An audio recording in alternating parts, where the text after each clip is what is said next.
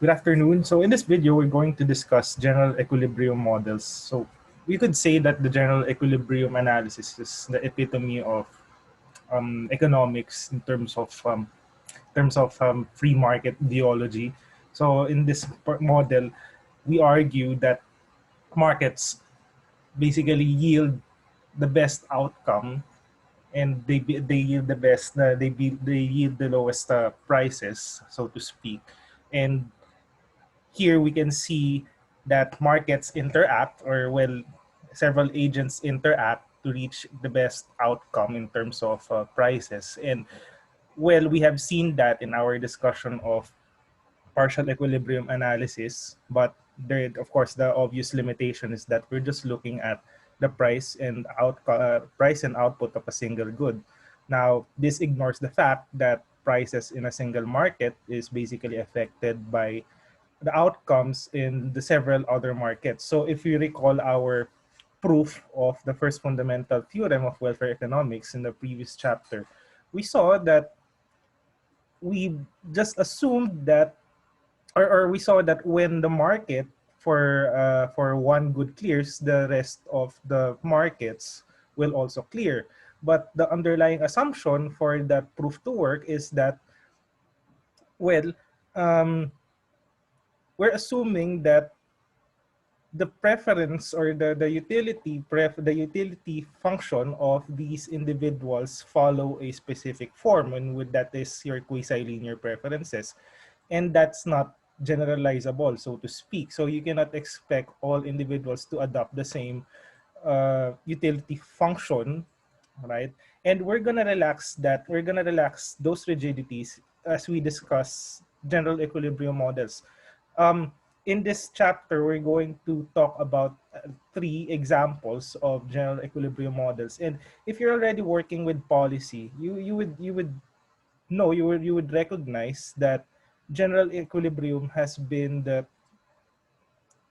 goal, or has been the objective of modeling of policy modeling, particularly in the central bank, because we acknowledge that all of these markets in a given economy interact with each other, and prices in one market will definitely, or whatever happens in one market definitely affects the other markets. All right, of course, that is a really complex exercise to do. That's just imagining it requires sheer uh well, just imagining it, it's really complicated. But again, economics has its way to simplify things. So that's what we're going to see in the next couple of slides. So you wouldn't see several markets or numerous markets all at once, but you would see a rather simple picture of what general equilibrium models look like, right? So we have three examples that we will cover. So we have the example of two consumers and two goods model, right?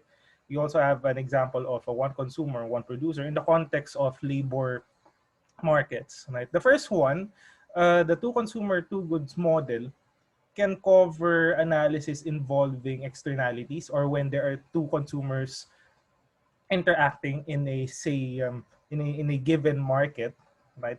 Maybe we can use the findings in this model to understand externalities further, right? Although I mentioned in the previous lesson that we can understand, or we can depict a good picture of externalities and the socially optimal outcome by just using the partial equilibrium models. But you can also picture that using using the two consumer two goods model, and that can be seen in detail in chapters 31 and 32 of Varian, yung undergraduate version ni Varian, because that's a simpler, easier to understand version. If you wanted to make things a little bit more complicated, visit you can also refer to Mascolel, the graduate version, actually the MS PhD version of microeconomic theory.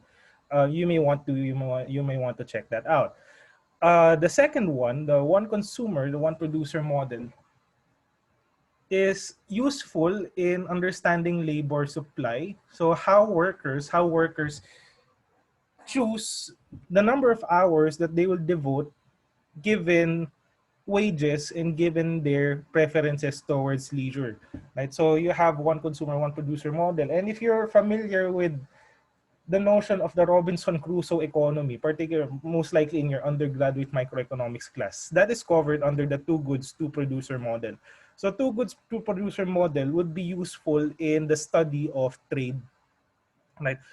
How economies come up with their choice of goods that they will export given their resources, given the intensity of given the intensity of the inputs that they need to produce the good, and given the behavior of the other countries, or given the resources of the other countries. So uh, three models that are rather simple but fairly useful in the other areas of microeconomics and in the other subfields. No? So most likely you would encounter these models again in your other courses, or if you have taken electives already, you may have encountered these models already. But in this chapter, we're going to go back and review and understand the basic building blocks of general equilibrium models. So in the first let's go the first example. I already posted the video, short video showing you how to solve two consumer two goods problem. It's fairly simple if you already have your functional form. And just to remind, just to refresh your memory, in general equilibrium analysis, we're not interested in a single price. Okay, our goal is not to solve for a single price P star. Remember, we are now dealing with at least two markets here. So our goal here is to find the price ratio. So we are looking for the ratio of two prices that will that will lead the economy, that will lead this simple economy towards equilibrium. All right. And in equilibrium, when we say equilibrium, we say that at this price ratio, individuals will have attained their maximum utility given their scarce resources. Okay. In this two consumer two goods model, we're looking for the price ratio where in these two individuals, let's pretend that this economy only has two people. We're looking for the price ratio wherein these two individuals will reach their highest indifference curve, or highest level of utility. Saan sila magtatagpo, right? So when we identify this price ratio, we will also get the equilibrium quantity of goods that they will have to consume, right? And in this two consumer two goods model, we will have a clearer picture of what scarce resources are. Okay, so you have fixed level of endowments for two consumers, and the idea is these two consumers will trade, right? Of course, given market prices. So what will be what will be the market price, what will be the market price that will entice these two consumers to trade, exchange goods, and at the same time that the quantity of goods that they purchase will yield them towards their highest utility. No? So let's talk about this model. No? So suppose you have two consumers. Okay, so you have consumers one and two. We can make this more complicated, but of course that will be a lot harder. No, that will be a lot harder to understand. The goal, the important thing here is for you to understand the intuition. Okay, so you have two consumers, one and two, and you have two goods. Hence the two goods, two consumer name, no, for the example. So you have consumer I, or well, either consumer I from 1 to 2, has a consumption vector given by XLI. Okay, so you have X1 and X2. So simple lang, no? You have two goods. Um, we assume that all preference relations are preserved over the consumption set that contains a vector of goods. And by this, we mean that in essence, these two individuals are sort of identical. They have the same utility function, right? They have the same functional form. In all aspects, they're identical. Magkakaiba lang sila in terms of initial endowment because, well, each consumer will have an initial endowment given by omega 1 and 2. And of course, the total endowment, as I mentioned, is the notion of scarcity will come through the total endowment of goods as given by omega bar, which is omega L1 for consumer 1 and omega L2 for consumer 2. So they cannot consume beyond this omega bar. Okay? They have fixed endowments, omega L1 and omega L2. And of course, this will be their choice variable. They would want to choose the endowment of they would want to choose the basket or bundle of goods x1 and x2, like in your consumer theory. The goal is still the goal of the consumer is still to get the optimal bundle x1 and x2 that will yield the highest utility. But now we'll have to take into consideration that whatever they take from this economy, whatever they take as XL, okay, will be taken away from omega L, from the total omega L, at the expense of the other consumer. So there has to be a way for this economy to allocate this omega L across these two between these two consumers, and at the same time will yield the best possible outcome. So that's the intuition. You have fixed resources here, you have fixed endowments here. How would you then allocate these fixed endowments across the two consumers efficiently or in the best possible way? Kaya dun tayo bumabalik sa definition of economics. We're studying at how agents make decisions that given scarcity that will yield the best possible outcome. Everything just becomes mathematical, but the premise is still there. We're still trying to understand how individuals make their decisions given that they only have fixed amount of goods to share. Okay? Or consume rather, kasi wala namang notion of sharing sa competitive models. Okay? If they're sharing, then you have what we call positive externality. That's we're basically ignoring the fact that certain goods can be shared and certain goods are not trivial. Okay. Okay, so the allocation in this economy would be the vector of goods that all consumers are assigned to in this economy. More or less assigned or more or less chosen by the individual. So that vector x is given by x1 x11, x21, x12 and x22, right? So yun yung pipiliin ni consumer 1 and yun yung pipiliin ni consumer 2. And that allocation has to be feasible, meaning it cannot go beyond the economy's total endowment, as you can see here. So whatever amount of good one consumer 1 gets and whatever amount of good one consumer 2 gets must not exceed the total endowment of good 1. Right? So omega 1 here is the endowment of consumer 1. This is the good endowment of this is the endowment of consumer 1 of good 1, no? And this is the endowment of consumer 1. This is endowment of good 1 for consumer 2. So in total endowment, as you can see here, yung omega L bar. This is basically omega L bar. Okay. This is omega L bar. And the allocation cannot exceed omega L bar. Same goes for good 2. So if you're already comfortable with your consumer theory, you can imagine that this endowment is tantamount to the person's total income. Before, we are assuming that income is fixed, no?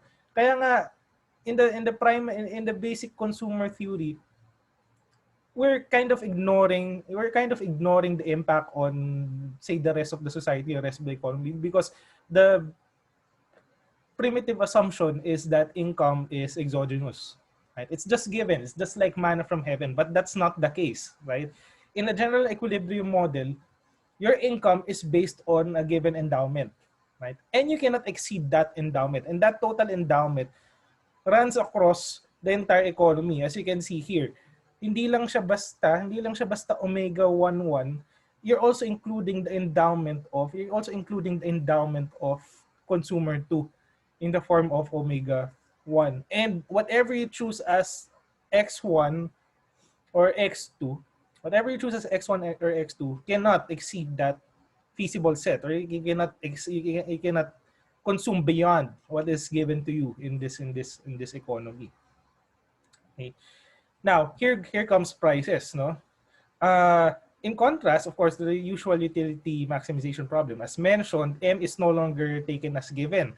We're now saying that for each consumer, his income will depend on his endowment. His total income will depend on his initial endowment. So for consumer I's budget constraint, he cannot consume. So yung combination ng X1 and X2 cannot exceed the value of his endowment. Okay? So still the same. You still get the same principle, except that on the right hand side, instead of getting the usual income M, you're now looking at the value of endowment. So may valuation na yung endowments mo. All right? And of course, we're also assuming that the endowments are tradable. No, you cannot talk about income that is not tradable. You cannot talk about assets that you cannot exchange in a given market. So kung meron kang, I don't know, can you imagine a good that is valuable to a certain person pero hindi mo naman siya matitrade sa market? That could be that is excluded. That is excluded from the analysis. We're talking about goods that can be traded in the market. Right? And since they can be traded in the market, they have an attached price. Right? So good 1 or endowment 1 has a price value P1 and endowment 2 has a price P2. So in effect, you can imagine that this consumer can actually exchange. Kaya nga dun sa chapter sa Varian, it's titled exchange because the consumers, these two consumers can exchange omega 1 and omega 2 conditional on these prices. So whatever they earn, no, whatever they earn as endowment, they can use it for their own personal consumption. And true enough, if say consumer 1 tries to trade omega 1 in the market, and assuming na meron siya makukuha doon, of course his income, his supposed income will increase. And as we know in consumer theory, if the person's income increases, he can now consume more of either X1 or X2. Okay? A little bit more complicated, but then again, the premise is still there. You just have to remember what's the underlying principle. And in this case, we just made income a little bit complicated to introduce the concept of exchange. Okay? Consumers can exchange their endowments. Okay, so this goes for both consumer 1 and 2. So if you're a little bit uncomfortable seeing index I here, you can just write the two budget constraints, right? I mean the budget constraints for consumer 1 and consumer 2. Okay. Now, as mentioned, the utility function for both consumers are identical. Okay, so the utility maximization problem will go like this. So you would want to maximize, or consumer I will want to maximize his utility and choose X1 and X2 such that, or given this constraint, that he cannot consume beyond his endowment, beyond his own endowments. Okay.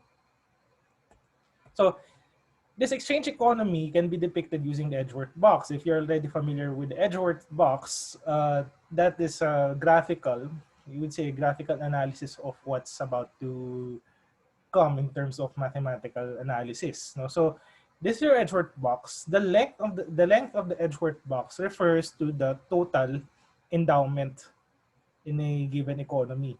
So here, if this is endowment, if this is consumer 1, or on the origin, you have your consumer 1 and consumer 2. All right? So the length of each axis represents the total endowment of each good. Okay? Sum of good 1, as you can see here, sum of good 1 will go to consumer 1. Let me add an annotation.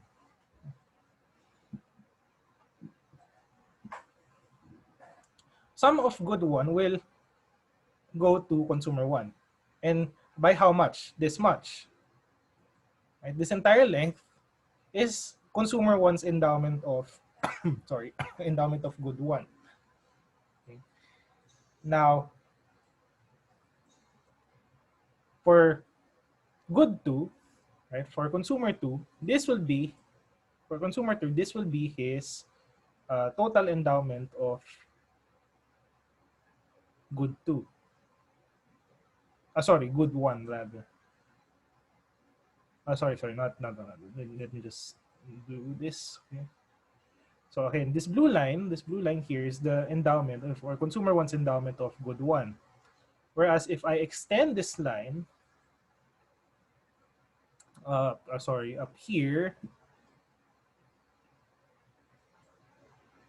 crudely drawn lines, I'm sorry, and measure this segment, measure this blue segment in the upper right portion of the box would be the endowment of consumer 2. Good 1, and that would be the endowment of consumer 2, of good 1. So, ganito karami yung good 1 ni consumer 2, ganito karami yung endowment ni consumer 1 for good 1. Now, how about good 2? Good 2, or consumer 1's endowment of good 2 would be equal to this. So, let's change the color. How can I change the color of this? Okay, format. Let's use red. No? This segment here, this red segment here would be consumer 1's endowment of good 2, right? Whereas this segment, this longer segment, would be consumer 2's endowment of good 2. Okay. So this point, the center point here represents the endowment. Represents the endowment. How are the goods initially distributed across consumer 1 and consumer 2? And as you can see, consumer 1 has more of good 1 relative to good 2. Consumer 2, on the other hand, has more of good 1 relative to good 2. Okay? Yeah, so he has relatively higher quantity of good 2 and than of good 1 than of good 2. Okay? And in essence, mukhang mas malaki yung mas marami yung goods ni consumer 2 compared to consumer 1. Okay? Now, the idea here is that we wanted to find the price. We wanted to find in this model, we wanted to find the price that will make these two consumers better off, right? What will be that price that will say increase consumer 1's consumption of good 2? So kumbaga, what will be the price that will allow consumer 1 to trade some of his good 1, right? so that he will be able to consume more of good 2. All right. And of course, in essence, when consumer 1 sells more of his good 1, consumer 2 will be able to consume more of good 1. At kaya nga mag-extend siya dito. Towards the equilibrium allocation. Of course, he will have to give up some of his consumption of good 2. Kasi nga, ibibigay niya yon or ibibenta niya yon kay consumer 1. So in essence, tataas yung consumption ni consumer 1 of good 2. So general equilibrium models are interested in finding that right price, right? So what will be the right price that will entice consumer 1 to sell some of his endowment of good 1 so that he can consume more of good 2 and everyone else is better off. Okay? You can see this from actually Varian is kind of more visual in terms of depicting Edgeworth boxes. And take note that Edgeworth boxes is useful not only in the context of preliminary analysis of general equilibrium models. You can also use this in understanding externalities, negative externalities. So if you remember our discussion last meeting about trade, right? And assuming that bads and goods are tradable, you can imagine the endowments as a representation of, say, the consumer's rights to, say, a particular resource. So if if good one represents or sorry, if good two represents clean air, okay?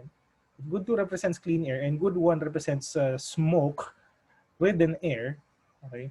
You can imagine this as two consumers trying to trade off. There's consumers trying to trade in a hypothetical market wherein consumer one will be able to consume more of clean air. Right? So mababawasan ng konti yung usok ng yosi na nalalanghap niya. And what would be the price that will enable consumer to, what would be the equilibrium price that will entice consumer to smoke less? Right? So bababawasan ng konti yung uh, pag-yosi niya. Okay? Or well, of course, you can have a better analysis than what I'm doing. But yeah, you can use the Edgeworth box to depict that. And you can see that in the later chapters of the undergraduate variant, wherein he used the Edgeworth box to represent allocation of the goods and the bads. No? All right, so let me just clear this.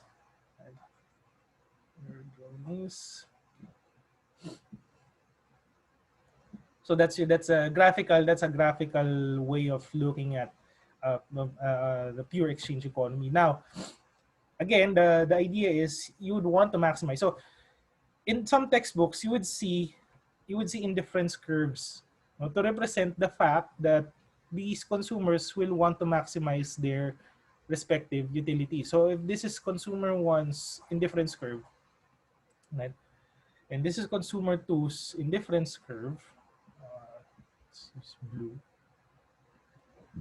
If this is consumer two's indifference curve, right, we want to maximize the level of utility.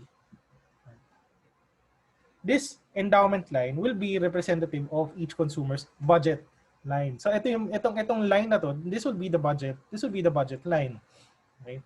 Of course, at the optimal level of consumption, this indifference curves must be tangent to the budget line. Now, the next question is, and mathematically we will see that the next question is, what should be the slope of this budget line? And remember that the slope of the budget line is your price ratio. Diba? In consumer theory, where you're just looking at one consumer, but one consumer is selecting two goods, the price ratio is basically the slope of the budget line. Now, in the general equilibrium model, we're still looking at that, right? So the indifference curve must still be tangent to the endowment line, i.e. the budget line. Now, the next question is, what should be the price ratio that will maximize both consumers' utility, right? Ano yung magiging equilibrium niya? So what would be the price ratio that will yield the equilibrium outcome, right? As noted here. Ano dapat yung slope? Ano dapat yung slope ng budget line to reach this? Okay, so let's clear this and let's look at it mathematically. So at which point will both consumers reach an equilibrium? Okay. And as I've introduced, the goal here is to find the price ratio that will yield the optimal outcome. So to make it straightforward, let's assume that both consumers have the same utility function, Cobb-Douglas. If you may, you have a Cobb-Douglas utility function, a staple in economic theory because of its really nice mathematical properties. Now, you have this budget constraint. So more or less you already know this, but let's try solving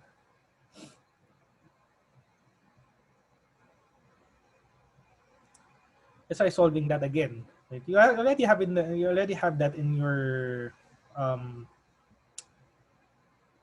tutorial video, but let's examine it again.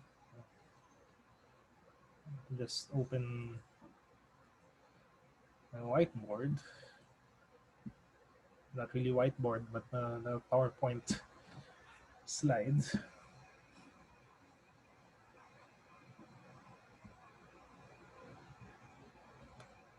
So let me just share the screen.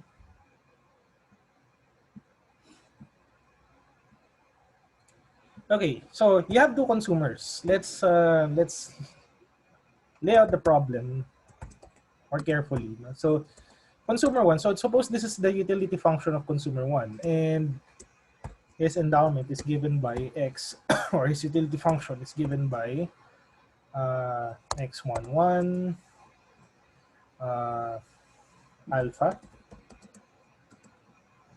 Okay.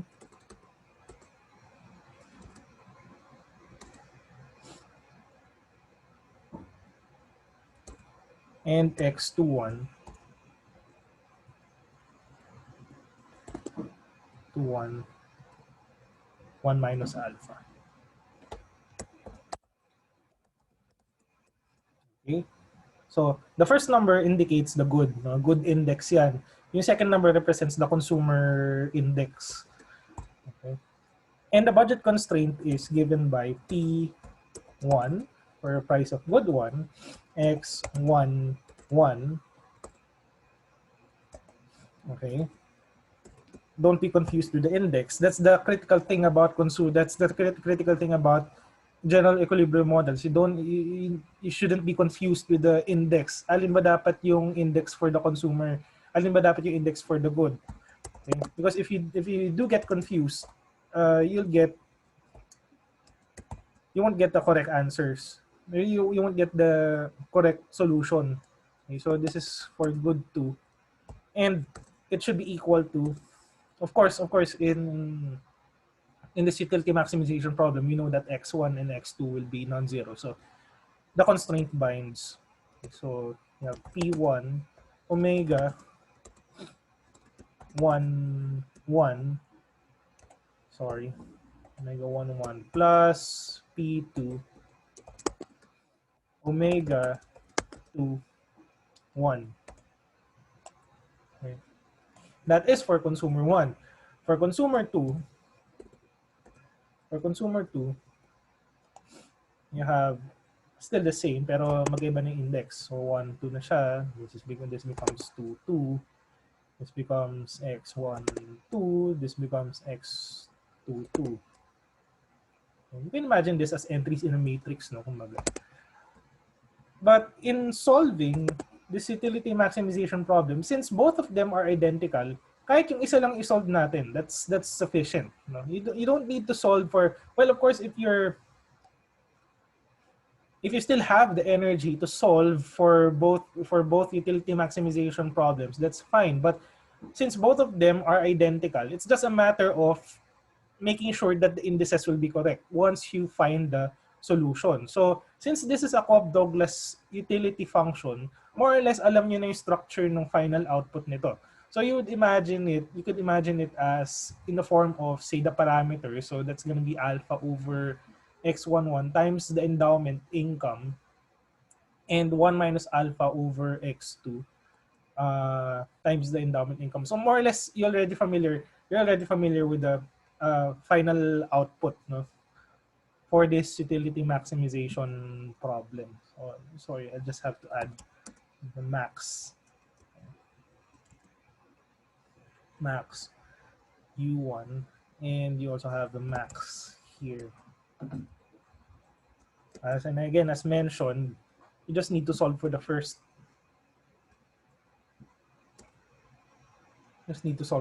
One. Max. Oops.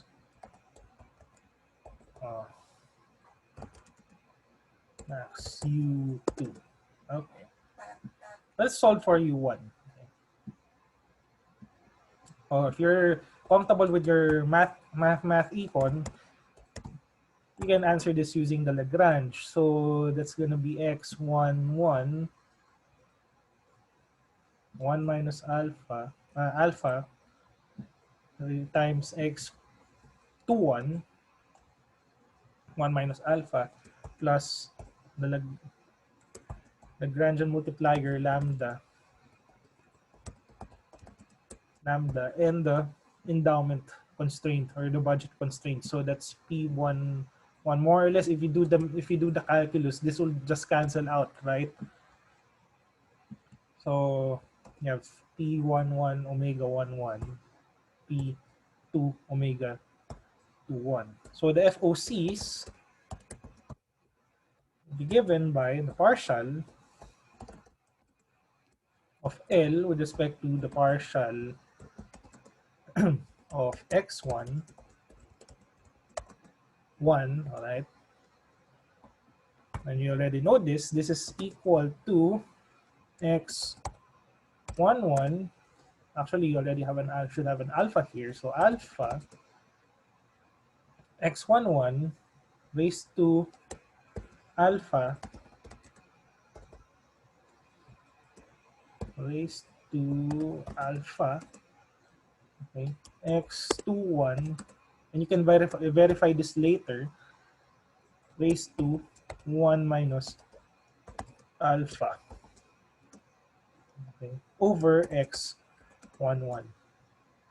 Bakit nagkaroon ng denominator sa x11? Well, you take the derivative of x11 raised to alpha, you take the derivative or partial derivative of this utility function, and you'll get alpha times x11 alpha minus 1. So yung minus 1 na yun, nilipat lang natin sa denominator because it's easier to check, no? If you subtract this already, medyo mahirap siya, right? It's a little bit more complicated. I don't know about you, but it kind of is a little bit more complicated if you don't remove that one that minus if you don't convert that x11 raised to negative 1 into a fraction. So let me just correct this now. So this is p1 x11 minus p2 x21. So this will be minus lambda x11 equals 0. Okay. And of course, for good 2, it's gonna be 1 minus alpha. You know what? The thing with economic theory is that if you're already used to solving, say, Cobb-Douglas utility functions or Cobb-Douglas production functions, or well, the more complicated one is the constant elasticity of substitution functional forms. Doon lang naman kasi umiikot sa dalawang functional forms na yun. And if you're solving this kind of problem for more than for so many years already, it becomes really familiar, you know? Even the final solution, if you would have that, basically you would have that feel na if you come up with an answer, if it doesn't feel right, then most definitely it doesn't feel right. If you're used to, if you've been used to solving problems like this. Okay. So for the final FOC, that's gonna be the partial, and that's just the budget constraint. No, that's the partial of L with respect to the partial of lambda. And that's your endowment. Just copy this entire term here and set it equal to 0. Okay.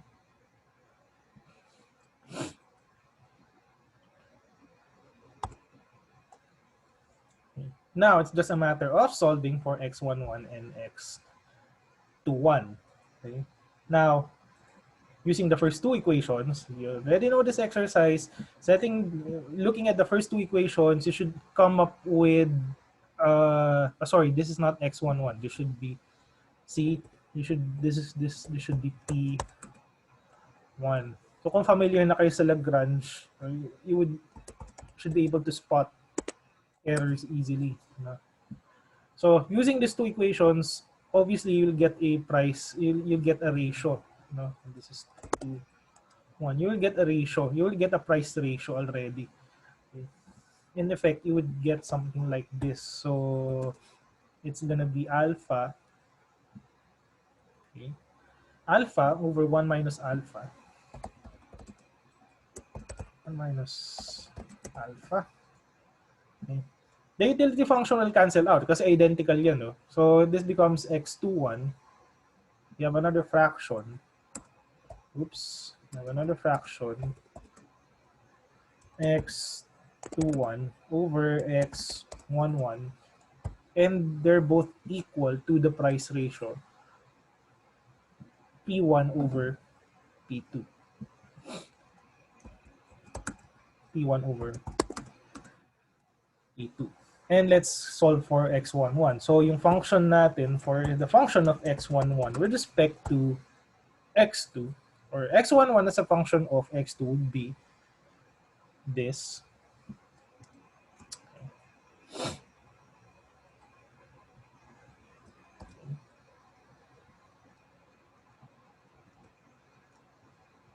And you have, you have the price ratio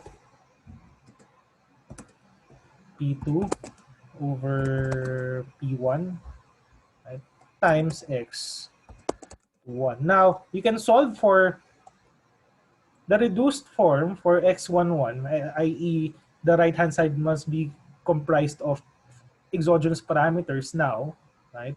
By plugging this back in your endowment, by plugging this back in your budget constraint. No? Now it's a little bit more complicated kasi instead of getting an M for income, you'll get omega 1, 1 and omega 2, 1. But the outcome should still be the same or more or less similar. Not really identical, but more or less the same. So I'm just gonna copy this budget line,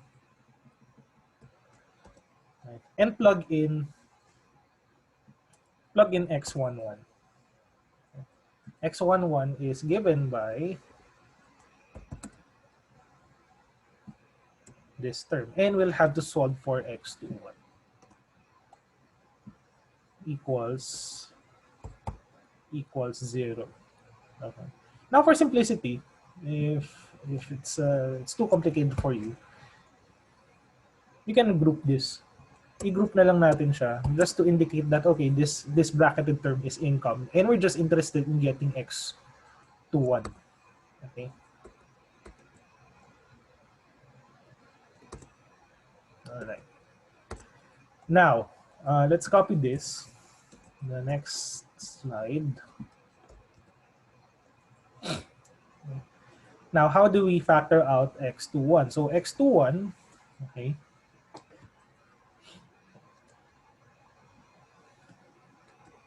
So you have your income.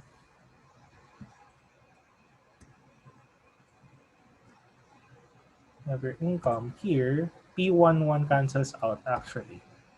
So you have negative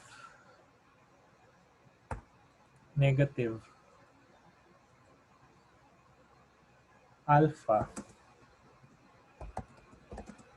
over 1 minus alpha P2 x21 minus P2 x21 equals 0. Okay. Right. So I can factor this out. And factor out P2 x21. So I'll end up with, let's see, another line of equation here. So this becomes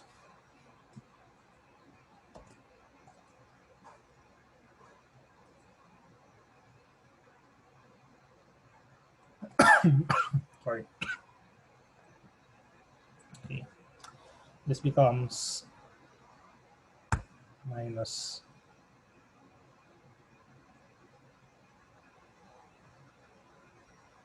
P2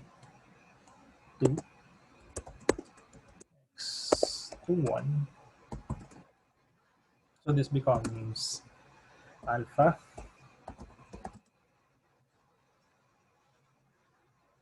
over 1 minus alpha plus 1 equals 0. Okay. So you move this on the right-hand side. You move this on the right-hand side, you have the endowment. So copy the endowment here, and that's equal to okay, copy na lang natin.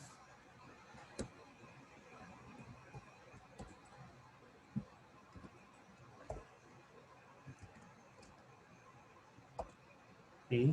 But we know that in the this bracketed term can be simplified, no? This is obviously 1 minus alpha over 1 minus alpha. So if you do the addition, alpha will disappear. This becomes, basically this becomes 1. No? So 1 minus alpha plus alpha, alpha will disappear. So you have 1 over 1 minus alpha. Okay. And therefore, the optimal x2 for consumer 1 is equal to the usual form. No, it's going to be equal to the usual form na P2 is P2, the parameter 1 minus alpha, okay, times the endowment. Okay, kasi nilipat ko yung bracketed term on the left-hand side and divided it by P2. Okay. So you have your usual. Imagine this in your consumer theory. This is basically your M. Alright? So kung alam mo, that's what I'm talking about. That if you're already familiar, if you've been doing utility maximization problems using Cobb-Douglas for quite some time, and if you're well versed in your Lagrangian methods, then you would see that okay, this is analog. This is analog to your earlier consumer theory model, no?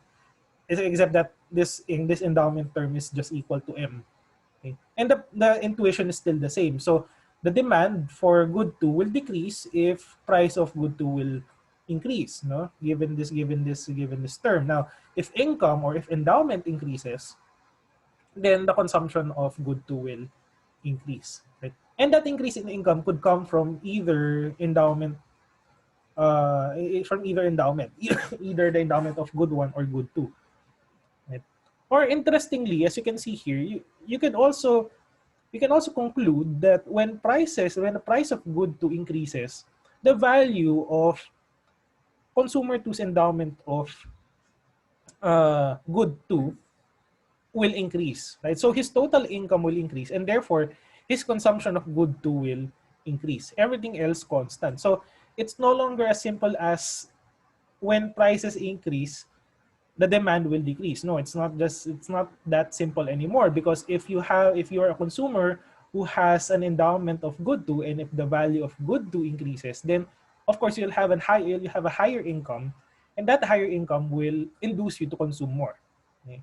So that complicates things a bit, but it's part of your general equilibrium story, no? Na the price of goods in one market, the price of a good in one market can have an impact on other goods, or even the consumption of other goods. So now I'm just gonna plug this back in your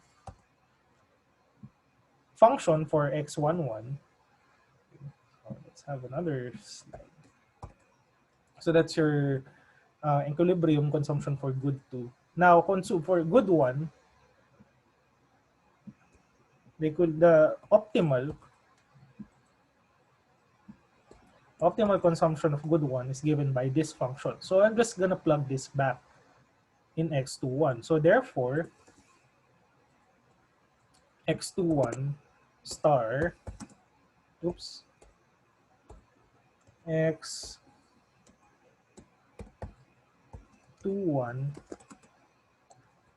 or x11 star is given by, okay, I'm gonna multiply this here. Okay. Now I can cancel out P2 and I can cancel out 1 minus alpha. Therefore, x11 star, I'm gonna just copy this kasi pareho lang sila ng functional form. So this is x1 1 star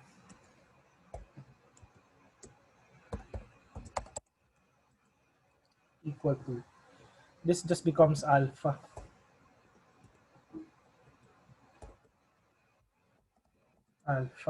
over P1, right? So it looks familiar, no?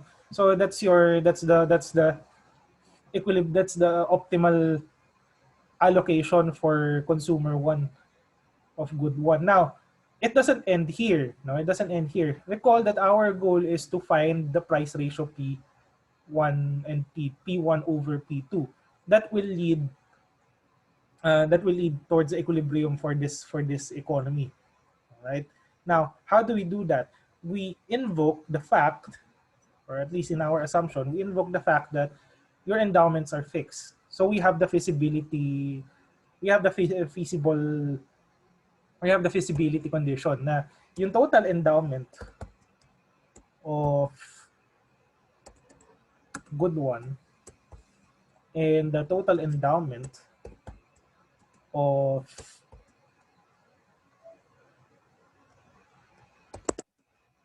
yeah, the total endowment of good one must be equal to the endowment or sum of the endowments. No? Sorry, the total allocation of good one must be equal to the sum of the endowments plus omega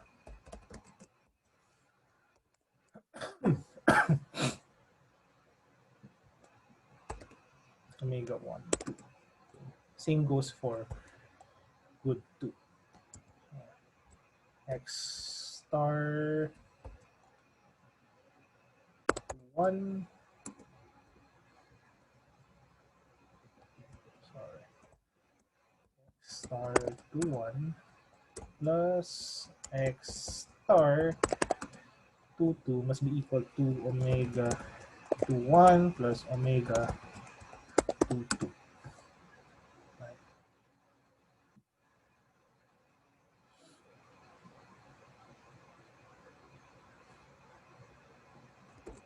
Okay. Now, recall that since identical nga sila, since identical naman yung dalawang consumers, then therefore, this is practically equal to, sorry, consumer two's equilibrium outcome as well. So pareho lang yan kasi nga identical naman sila. Right? Of course, if they have different utility functions, then that will yield a different result. So this becomes good one for consumer two. So pareho lang. So which means that I can just use one equation to solve for the price ratio, and the result would still be the same. If you check out the tutorial video that I posted months ago, you can verify that indeed it will get the same. You will get the same result. So what is x11 and x12? So you just add this together. So you have alpha. Okay, alpha over P1 omega 11 plus P2 omega 21 plus 1 minus alpha over P2, and that should be equal to omega 11 and omega 12. Okay.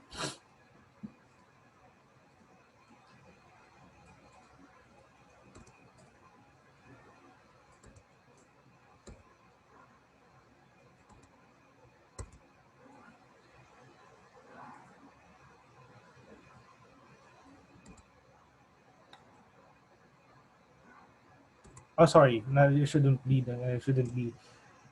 No. Should be good one pa rin. No? So this should be alpha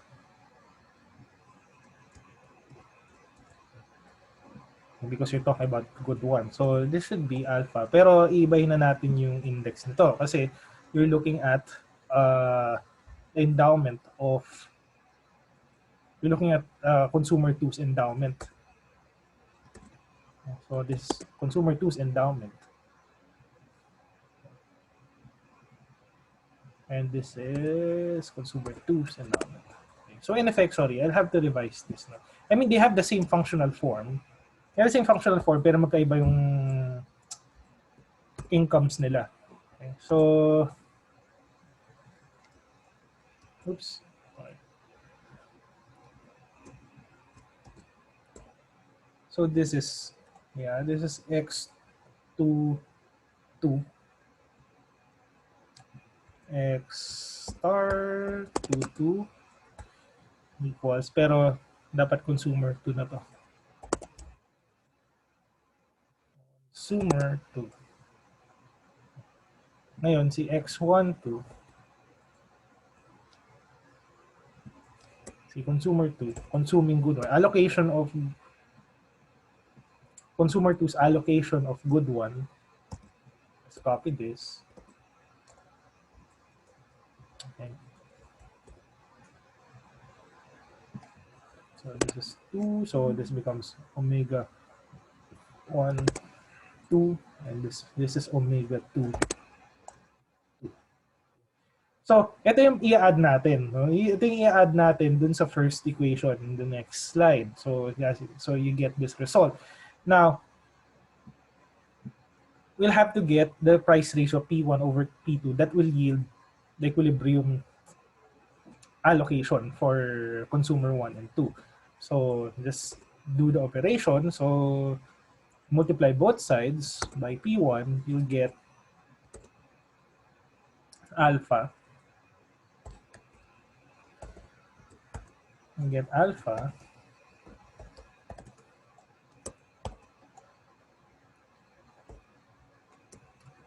P1 1, okay. And you have another alpha here, plus alpha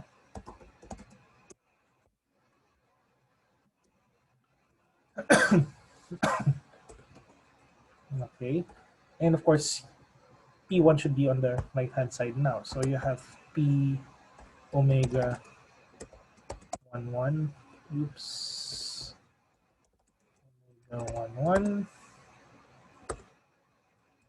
plus omega 1.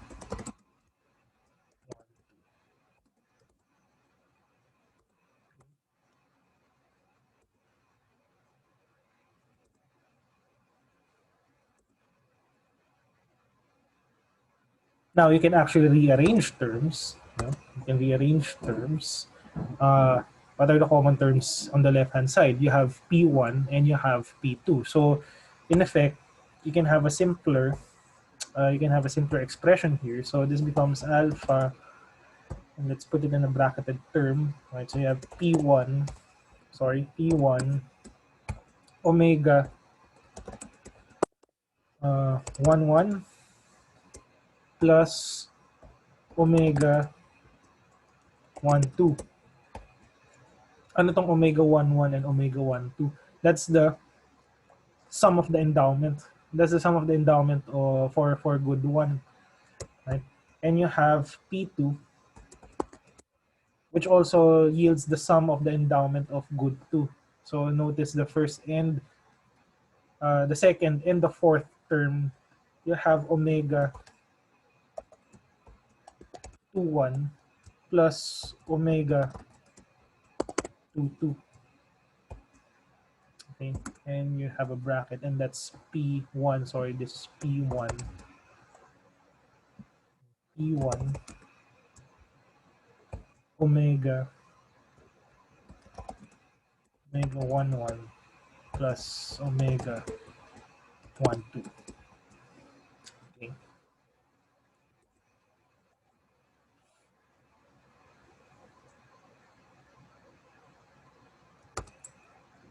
So again, I can rearrange terms. Copy this. Put it here. So ano yung pwede kong rearrange? I can isolate P1 and P2. Right? I can isolate P1 and P2 and end up with an expression for the price ratio. So all I have to do is move terms, no? So I'm left with P2. I'm left with alpha P2 here. So I have alpha P2 omega 2, 1 plus omega 2, 2. Oops.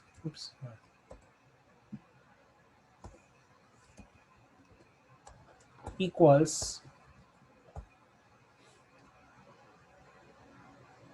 1 minus alpha. You can verify but naging 1 minus alpha yan. But the step here is that I transpose alpha p1 with a bracketed term on the right-hand side, then factor out the common term. This is your common term, right? So you have p1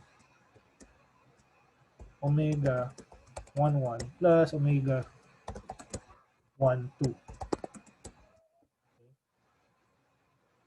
So pwede ko nang kunin yung price ratio. No? So the equilibrium price ratio, P1 star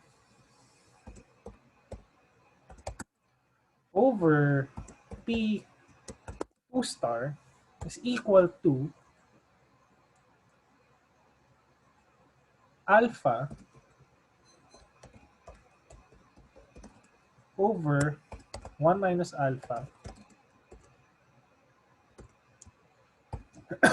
times the ratio of the endowments.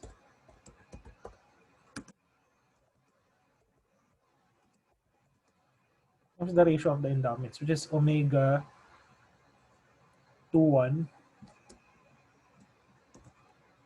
plus omega 2, 2 over omega 1, 1 plus omega 1, 2. Or simply put, right, based on our notation earlier, that's alpha over 1 minus alpha times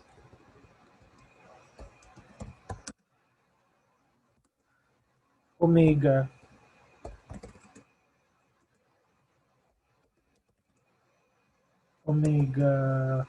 2 over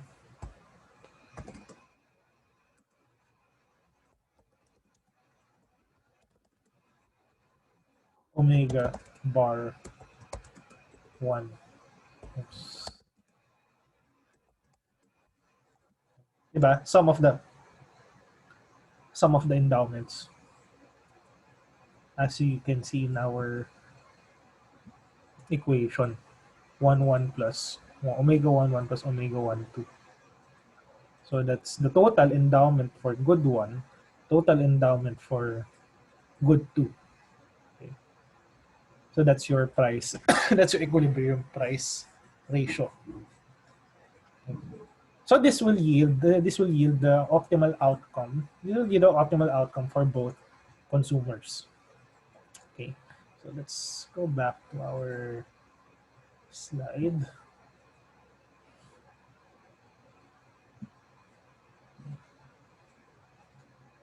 So that's your equilibrium ratio as solved. So as an exercise, you can verify this yourself. Check whether you would still get the same result if you use the second. If you use the second equation, you check if you would still get the same result. So let's just have a quick discussion of your fundamental theorems of welfare economics. So suppose you have x1 and x2 star, which is a Walrasian equilibrium for goods 1 and 2. Then the allocation is Pareto efficient. So this, if you recall this in your undergraduate micro, and probably we discussed this in our lecture last time. No, equilibrium or Walrasian equilibrium implies Pareto efficiency. So this is just a proof, no, of the first fundamental theorem. So the idea here is that if the individual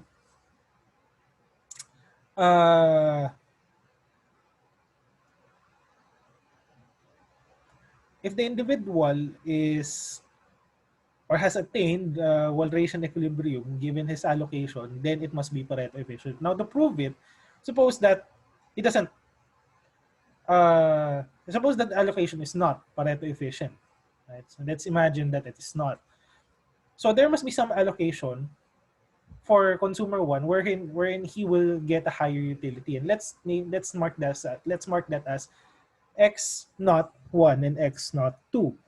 Right? And let's imagine that it is better. Let's suppose that it's better than the equilibrium allocation. However, given our assumptions about preferences and utility, if there is a better bundle, if there is a better bundle X naught, then it means that it must be expensive. Right? Kasi if you're already at the Walrasian equilibrium, it means that you're already at the best. You are already at your best allocation given your current budget. Now if there is a better set, then that better set must be expensive, right? So it implies that the better bundle is not affordable, and that contradicts the feasibility of X naught and X naught 1 and X naught 2. So therefore, given your budget, if that bundle is not affordable, then it mustn't it's outside your feasible set. Then it means that your equilibrium is not yet, your supposed equilibrium is not yet Pareto efficient. So that's a clear contradiction. So therefore, every every Walrasian equilibrium is Pareto efficient. Right? Some textbooks would use Marshallian demand, no? Marshallian demand. But in the context of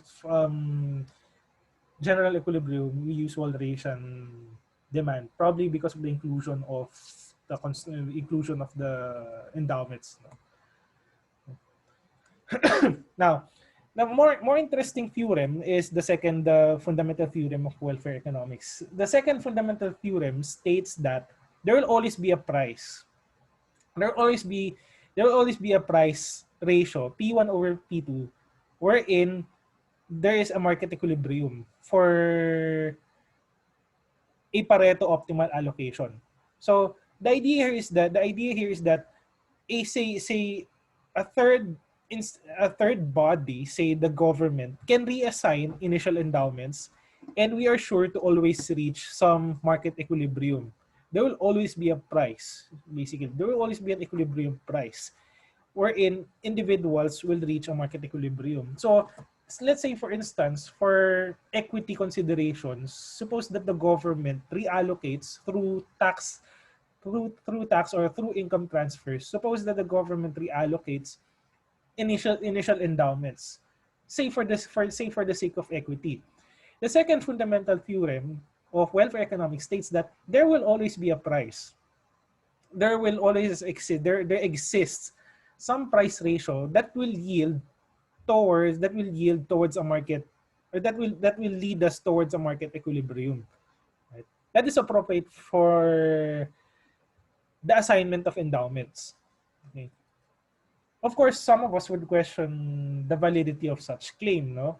Kasi we're saying that the idea, the implication of the second fundamental theorem is that markets will always yield the best. The market will always yield the best outcome, and you're basically implying that there is a price, there is an equilibrium price, and there is always a market. When in fact, it's not true. As we have discussed in the earlier chapters of our course, we have seen how market power distort. We have seen how markets how non-competitive firms distorted market outcomes by setting higher prices.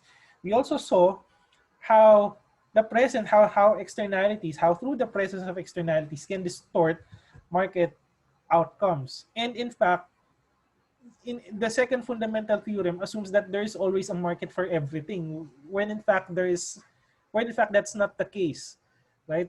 There are certain circumstances, like for instance, uh, living or sitting beside a smoker, or if you imagine a community that's living beside a factory, right? You would say that if there was a market for everything, then the problem of externalities should be we shouldn't be discussing the problems of externalities, but that's not the case, right? So the second fundamental theorem appears to assume that there is a market for everything, wherein people can do some exchanges, right?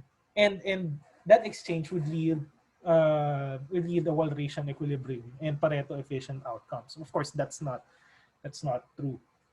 Okay. So does it mean that the model is not? Doesn't mean that the general equilibrium model is not useful? Well, I would say personally, I would say that it's a useful benchmark.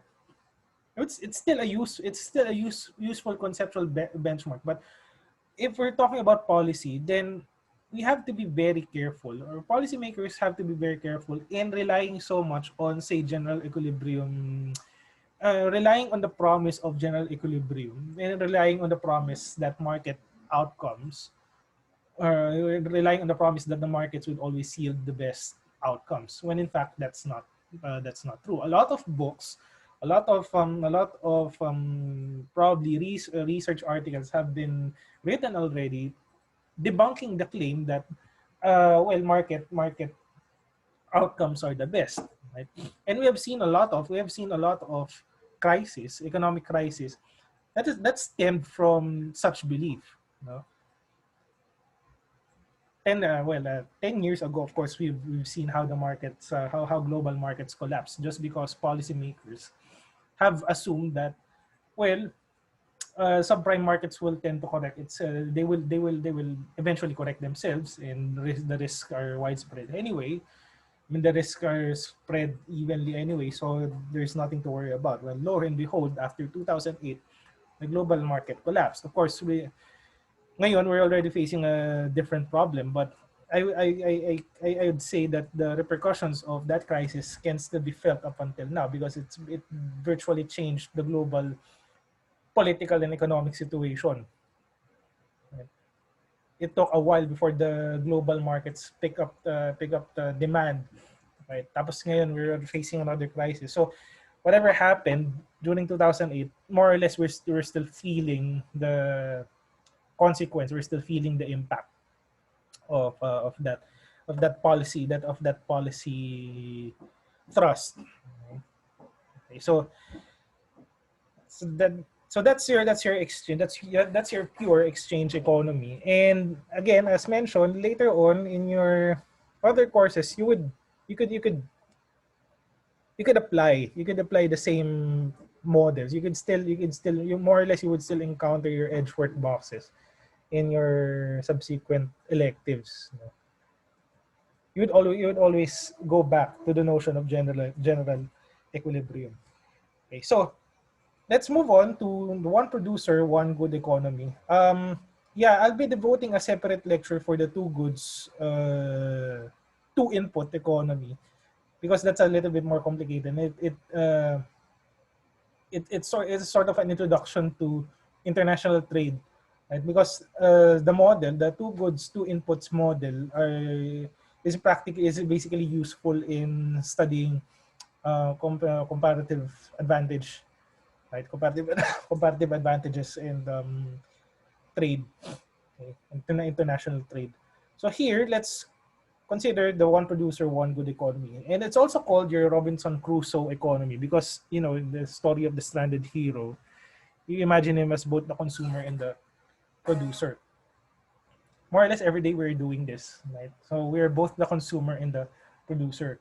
If you are uh, if you're working, right? If you're working, then you're more or less you're the producer. Right? If you're selling your labor, then you're basically the producer. The only difference here is that he's the same person. Kung ano man yung labor inputs niya, siya din yung nakikinabang. Okay, so let's set up the model. So the consumer is assumed to have a continuous, convex, and strong monotone preference, the usual characteristics of defined over consumption of leisure, L, and consumption good, X. So now we're selecting, or the individual is now choosing between L and X, leisure or consumption of goods. Okay. Now, he has a total endowment of L bar, hours of leisure, and no endowment of consumption good. So ang tanging endowment lang niya is yung oras niya. Okay. Now, the firm, i.e. himself, will have to use labor to produce the consumption good. Okay. So in order for him to eat, in order for him to have X, he'll have to work. He has to work. No? So this firm himself uses labor to produce the consumption good, according to some increasing and strictly concave production function f of z. where Z is the labor input. Let's assume that this firm takes price as given. Of course, it's difficult to wrap your head around the idea that you're looking at the same person. You have the same person acting as a consumer and as a producer who takes prices as given. Of course, that could be an internal valuation of his labor and output, no. But this model is useful if you're trying to look at a consumer and a producer type of model, and more or less you would encounter this kinds of analysis in some of your electives. Okay. So you have two optimization problems. For the firm, he would want to solve the profit maximization problem given by the equation, and you have the consumer who solves the utility maximization problem. Right now, with a little tweaking, a little difference, no. So his utility function is composed of consumption good X and leisure time L, right? And his constraint would be he wants to consume X, right? He wants to consume good X, right? But he cannot consume beyond what he is earning, right? So his earning depends on the profit of the firm, i.e. himself, right? And the wages that he's earning. And that wage depends on how much labor hours he is willing to share, he's willing to allocate. Recall that if he consumes too much leisure, and if you can see the relationship here. If the individual consumes more leisure time, fewer hours for labor, he's left with few hours to work, and that will have an impact on his wage earnings. Okay? Wage and price are taken as given as usual. Okay? Wage and price are taken as given. So therefore, we want to find the good price P star. Again, another price ratio. You want to get the price ratio P star and W star. That sets the following equilibrium. So the goods market equilibrium is given by this equation. Okay. Take note that if you plug the equilibrium X star and L star, you will end up with a function of, sorry, if you do this optimization problem, you will end up with a function of X star. This is a function of P star and W star. And you'll also end up with a labor market equilibrium, okay, Z star, as a function of the equilibrium P star and W star. So let's try to answer the second example. You can answer the first example on your own, no? So let's answer the second example. So suppose you have a simple log function for consumption good X and labor L, such that it's constrained by W1 minus L. Let's suppose for the meantime that he doesn't get any profit earnings, no, for this model. So the firm problem is given by this. So you have P times AZ, right, minus WZ. Okay. Kasi yun yung production function niya, AZ. So times P, that would be his total revenue. Wage earnings, wage input would be W times Z. Okay. So first order conditions for the consumer is given by this price ratio. So again, very familiar. Kasi ano lang to, log form lang to nung Cobb-Douglas eh. If you convert this is practically equal to X raised to alpha times L raised to 1 minus alpha. So the equilibrium is roughly similar. It's roughly similar. Okay. So this is your first order condition for the consumer. For the firm, this is your profit maximizing condition. So the price ratio must be equal to the inverse of the marginal product. Or kung meron ka pang isang good, this will be the ratio of the marginal products.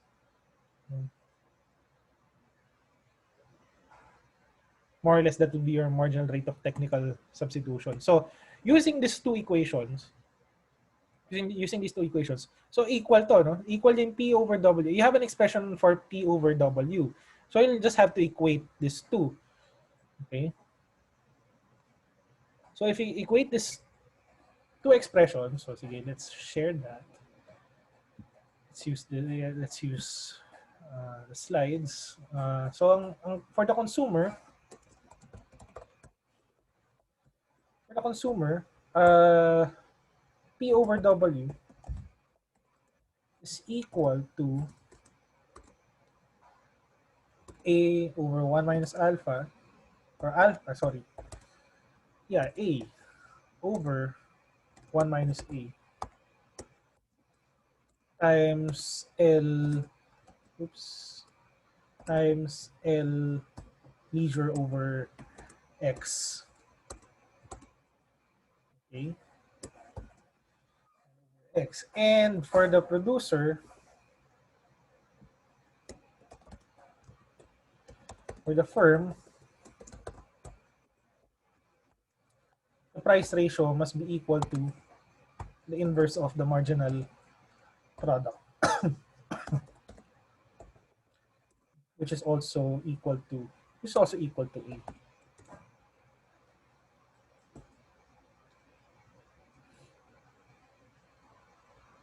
Okay.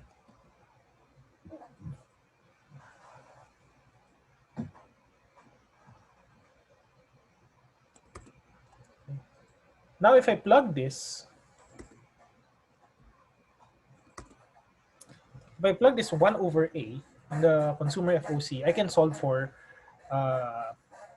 for L.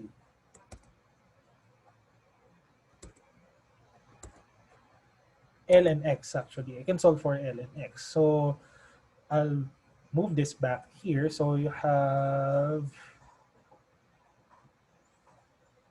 1 over A equals, sorry,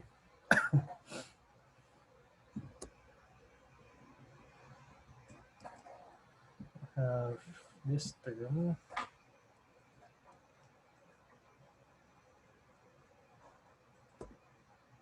So X would be, I'll move X on the other side. Okay. Multiply both sides by A, you'll have A squared over 1 minus A times L. Now, the budget constraint for the consumer,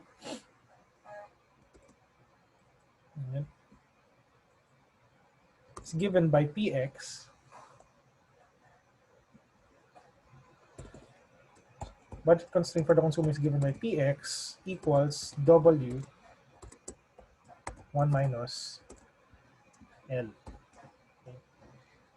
But I have an expression for X, so I can derive the equilibrium leisure for the consumer. That's going to be equal to P times A squared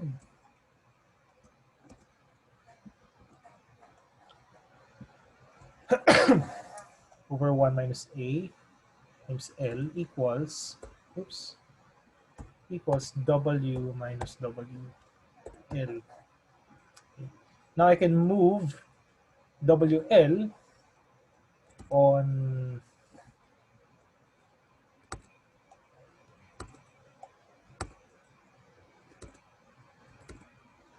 the left hand side.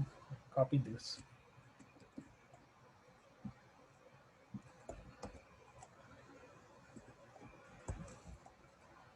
And you can actually multiply both sides by 1 minus A. So this becomes P.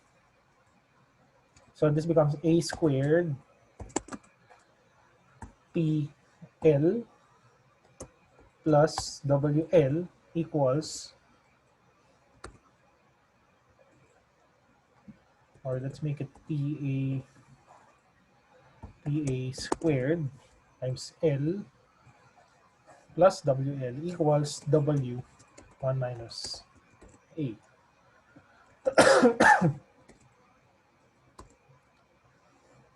And factoring out L, you'll get an expression for L star. So leisure star is equal to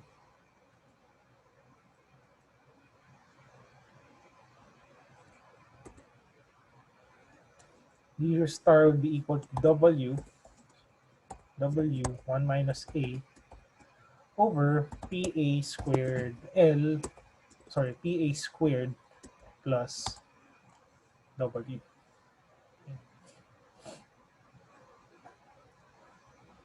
So notice the comparative statics here, no? If wages increase, initially pwedeng tumaas yan. Right? Pwedeng tumaas siya, pero over time as wages go up, sorry, pwedeng bumaba pala. Well, if wages increase, of course leisure time will fall kasi nga you have higher opportunity cost of doing leisure when wages are up because you could be working more hours. But as wage earnings increase, right, leisure will eventually go down. Right? Kapag mas nauna na tong numerator than the denominator, then leisure will definitely go up. And uh, that actually refers to what we call the backward bending labor supply. As wage earnings increase, of course, you will have a lower tendency to work because you're already earning that much. Also, you can see here that if the market price for good X increases, you will get less labor hour. You will get less leisure hours because you'll need to work harder. You'll need to work more hours to compensate for your consumption spending. Okay. Now, to get the optimal consumption, to get the optimal consumption, we'll just have to plug this expression. We'll plug L star back in X, right? So X star, I'll rename this as X star. X star is equal to alpha squared over 1 minus alpha times, oops,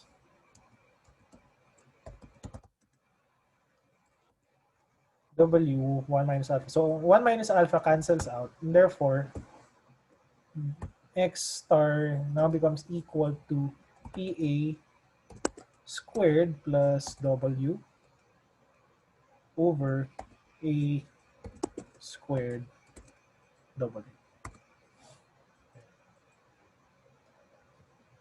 So notice that because of this parameter A squared, consumption X star increases faster. Basically increases faster with wage kasi nga tumataas yung income earnings niya through W. Right? And of course, definitely falls. X star also falls with respect to price. Right? As price increases, of course, consumption of X star will diminish. Now, the next question is, what would be the optimal output for the firm? So the optimal output for the firm can be obtained by plugging in this leisure. So recall that labor hours Z. So let's copy this here. So recall that labor Z star, input Z star is equal to L. Basically, 1 hour lang pala yung binigay na yung allocated number of hours niya.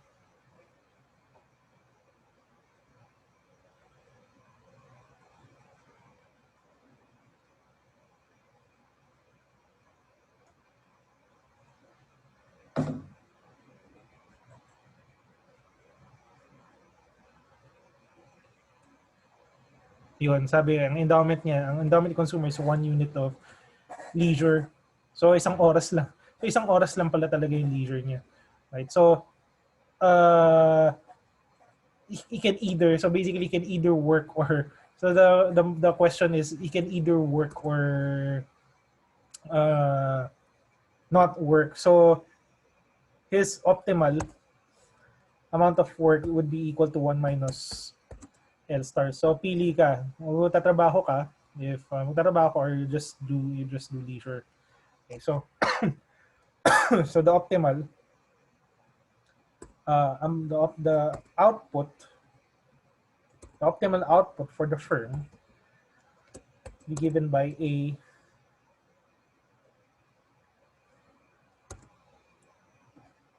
AZ. Diba? Yung production function mo. So that's that's A times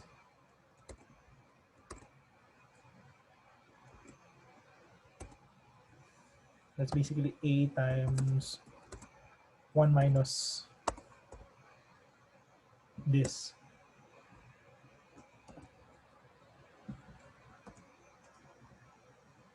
Okay.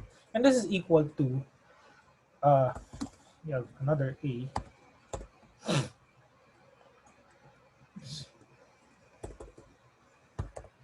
times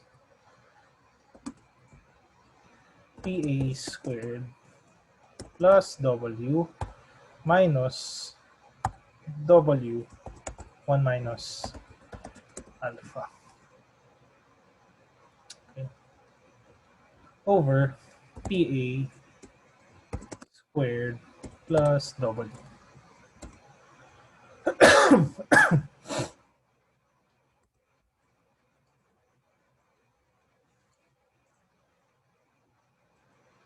Okay. So this becomes A times, so W cancels out, mawala yung W. So that's PA,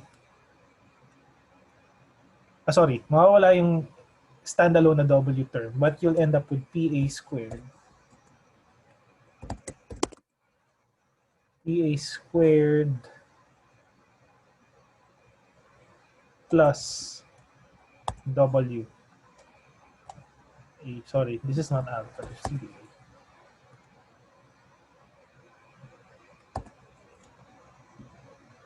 And this is PA squared plus W.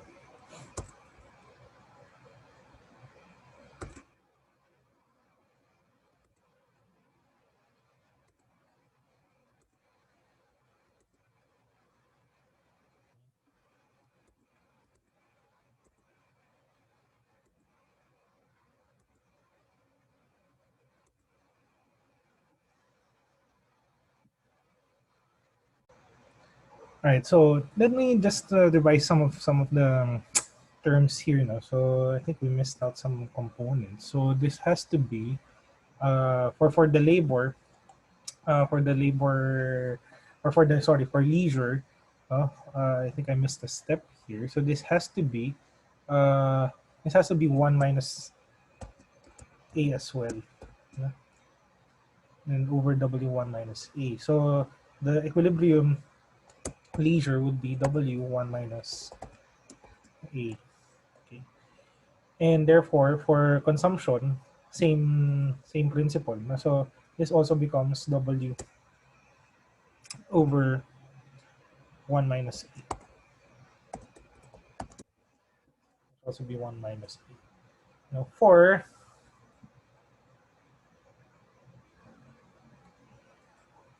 the equilibrium labor outcome, no? So this also 1 minus A. Okay. This also 1 minus A. So Z star is equal to 1 minus L kasi nga isa lang naman yung labor niya.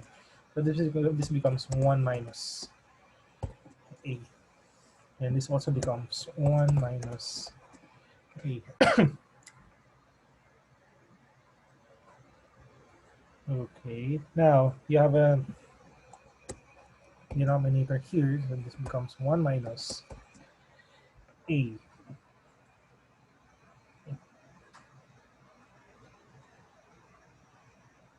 Okay, so dapat dito, this should also be equal to W1 minus A. Okay. So the entire second and third term in the numerator will disappear. So this will disappear. So it'll end up with PA cube over PA squared plus W1 minus E. Now, we can rearrange this, and we can sort of cancel things out so that we end up with a function, a labor from output function, expression of output as a function of wages alone. No? So, you have PA, well, we can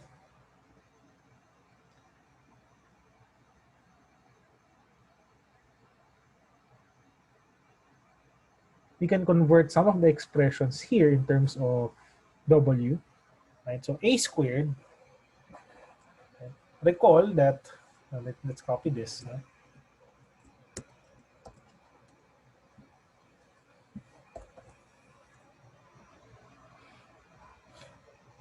Recall that A, or your marginal product, is equal to the ratio of wage and it's equal to the ratio of wage and price.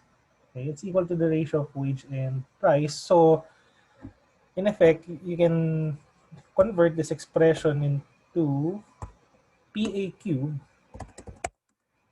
over, right? Actually, yung PA cube dito, pwede mo na siyang i-convert into P times, we have P times W over P. So because A is the marginal, basically A is the marginal product, right? And the marginal product is equal to the, as you can see in our FOC, right? Notice in the FOC, this is equal to W over P. So you can convert it here so para mawala yung price, wala yung consumer price. And in the denominator, you have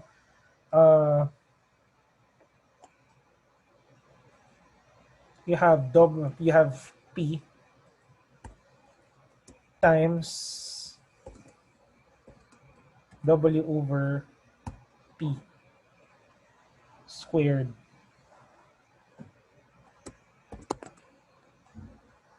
plus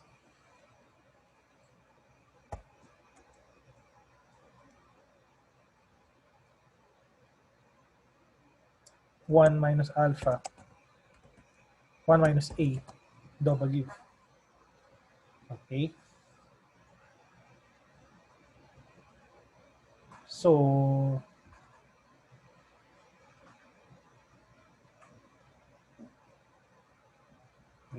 now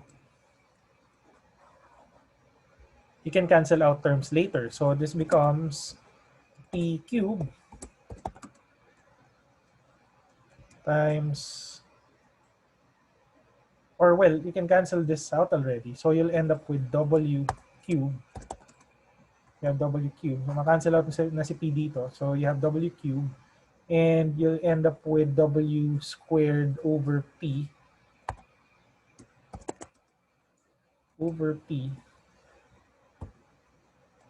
plus 1 minus A times W. But this is equal to W cubed times, if you factor out W, this becomes W times A. Diba? Pag finactor out mo si W, this becomes W over P, which is equal to A, plus 1 minus A. And this becomes equal, then this denominator becomes equal to 1, and W cubed over W, you get W squared. So that's your optimal, that's the firm's optimal output. So that's that's basically F of AZ star Z star is equal to W squared. Okay. Now, if you plug this back in the profit function, plug this back in the profit function, maximum profit, P pi star is equal to P times AZ. Ay, ano ba si AZ? Diba? Ano ba yung profit function? So that's PW squared. Okay. So, 4 equilibrium outcomes. So you have, dito pa lang sa first step, you already have your price ratio, and this is basically the slope, no? So the slope of the consumer's indifference curve must coincide with the slope of the firm's production function. Okay?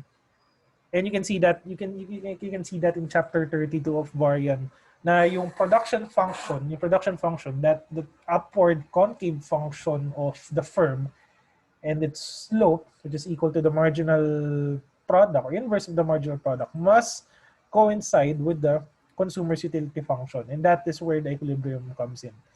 Okay. And that will yield us four, actually five outcomes. So you have your optimal leisure time, you have your optimal consumption X star, you have your optimal labor hours, eh isa lang naman yung endowment niya. So that isa lang naman yung oras niya. So that's Z star. And you also have your firm's optimal profit, firm's optimal output, and the maximum profit that the firm can generate. Okay. So yeah, so that basically covers two out of three general equilibrium models. So in the next video, we're going to discuss the 2x2 production model, which is a little bit more complicated. Than, it's just a couple of slides, but it's a little bit more complex than the first two. So you now have two unknowns, no? Two equations, still two equations and two unknowns, no? In this scenario. Okay, so we're going to talk about that in the next video. Now, since we're almost done with the lecture. So for the next couple of weeks, no, for the remaining weeks of the term, um, I want you to again devote your time in finishing your term paper. So I actually appreciate some of you asking for help or consulting with me regarding their topic. So I'd be more than happy to guide you the next couple of weeks. So we don't need to have any. So I won't be posting new lecture materials anymore kasi tapos we're almost done with the lectures. So for the remaining weeks, you'll just have to work on your term paper. So actually by this time, I'm already expecting a working draft, And since this is a theoretical paper, it doesn't have to be very long. It doesn't have to take 10 pages, no? Usually pag theoretical paper, 5 pages. At least 5 pages should be enough. So long as the story is intact, so long as you can get a story or tell a story out of your economic model, right? So that's gonna be our game plan for the remaining weeks. And as mentioned in the syllabus, we won't have a final exam for the course, but I want you to prepare probably a video presentation, no? Same, similar to the lectures that I've been giving. So I will grade you from that, no? And you'll have to post that in the discussion boards. And I'm actually requiring everyone to post their questions. I want you to post your questions or comments on your comments. I want you to post your questions and comments on your classmates or peers' presentation or papers. So I'm hoping that probably by next week you should be able to post a preliminary draft. No, so no pressure intended. Pero I'm hoping that we can post a working draft by next week so that we can discuss. We can talk about your paper in the discussion board. So I'll be posting that in the announcements. So next week you should have a working draft already. And for the remaining problem sets, I'm hoping that you'll be able to answer all of them. Kasi well, you're given a couple of weeks naman to finish all of your problem sets. Okay, so as usual, if you have any questions, please feel free to send me a message in Canvas. Okay. So until the next video.